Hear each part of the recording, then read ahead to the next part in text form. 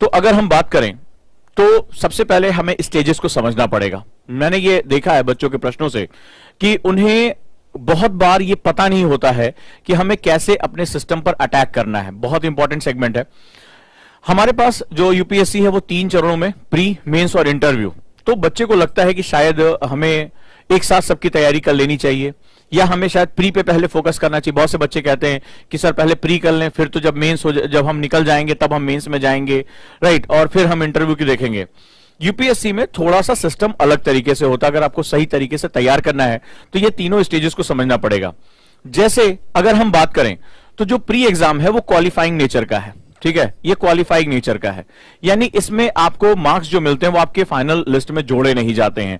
ये सिर्फ एक छानने की प्रक्रिया होती है जिसमें यूपीएससी ये देखना चाहता है कि ऑब्जेक्टिव क्वेश्चन करके जो सीरियस स्टूडेंट है, यानी कि जिन्होंने सब्जेक्ट की मूलभूत अवधारणा को समझा है, वो 4 जो ऑप्शन है उसमें से सही चयन करने की क्षमता किसके पास है, और उसके बेसिस पे वो कुछ कैंडिडेट्स को आगे भेज देता है दूसरे चरण, यानी मेंस का चरण कहते हैं।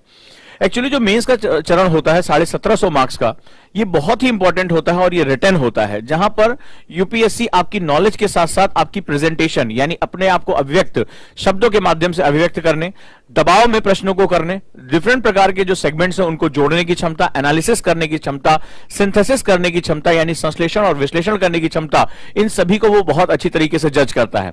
एक्चुअली एग्जाम का ये सबसे महत्वपूर्ण फैक्टर होता है जिसमें आपकी पर्सनालिटी का एक बहुत बड़ा हिस्सा इसमें पता चल जाता है। आपने सब्जेक्ट को कैसे पढ़ा है, पढ़ने के साथ साथ आपको अभिव्यक्त करने का तरीका पता है या नहीं पता है।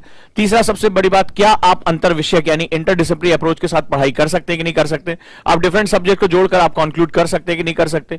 आप दबाव में, क्योंकि समय बहुत कम होता है और आपको ढेर सारा लिखना होता है, और डिफरेंट अभी ये क्वेश्चन जो है वो हिस्ट्री का है, अगला ज्योग्राफी का है, फिर सोशल इश्यूज का है, महिला सशक्तिकरण के बारे में। आप डिफरेंट सब्जेक्ट में आप तेजी से स्विच कर सकते हैं कि स्विच नहीं कर सकते। आपकी कॉन्सेंट्रेशन यानी कि आपकी एकाग्रता कितनी जबरदस्त है, और दबाव में यानी सोचना और आपके हाथ को लिखना, दोनों काम सिंक्रोनाइज हो सकता है कि नहीं हो सकता है। इसके लिए आपने सतत अभ्यास यानी रेगुलर प्रैक्टिस की है या नहीं की है, ये एक बहुत ही महत्वपूर्ण आयाम यहां देखा जाता है।